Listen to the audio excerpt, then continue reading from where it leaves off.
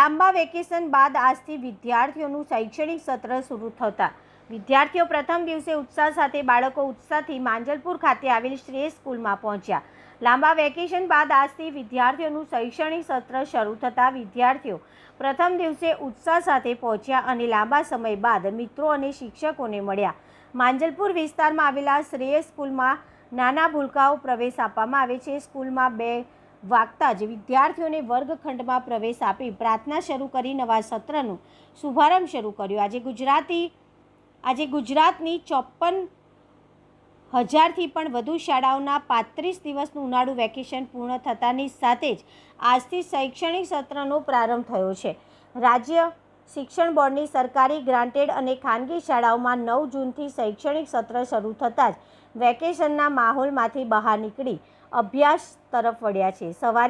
સવારની પાળીમાં મોટાભાગે માધ્યમિક અને ઉચ્ચતર માધ્યમિકની સ્કૂલો ચાલે છે. માંજલપુર વિસ્તારમાં આવેલા શ્રેય સ્કૂલમાં નવા વર્ષનો પ્રથમ દિવસ મોટી સંખ્યામાં બાળકોની હાજરી જોવા મળી હતી.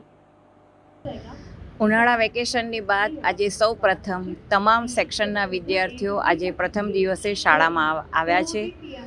ફૂલ એટેન્ડન્સ જોવા મળી છે અને તેઓ બહુ જ સિન્સિયરલી અને ડિસિપ્લિન રીતે તેમને ભણવું છે એ રીતે કેમ્પસમાં એન્ટર થયા છે. આખી શાળા તેમના અવાજ અને કિલોલથી જાગૃત થઈ ગયું છે. તમે પણ 8 દિવસની રાહ જોતા હતા, હવે શું કહેશો? હવે નવા સિલેબસ પણ પડ્યા છે, કઈ રીતે હવે આપણે રાજ્ય સરકારના પાઠ્યપુસ્તક મંડળે ઘણા ધોરણના અમુક વિષયોના પાઠ્યપુસ્તક બદલ્યા છે.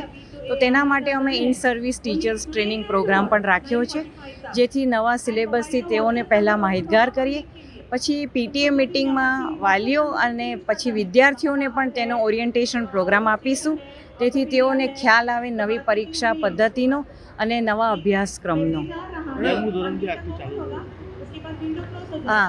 આજે આ વખતે બોર્ડ એક્ઝામ વહેલી થઈ હતી ફેબ્રુઆરીથી અને એનું પરિણામ પણ વહેલું આવ્યું છે. તેનાથી 11મા ધોરણના વિદ્યાર્થીઓને ફાયદો થયો છે. આજથી બીજા વિભાગ જોડે એ 11મું સાયન્સ અને કોમર્સ પણ ચાલુ થઈ ગયું છે.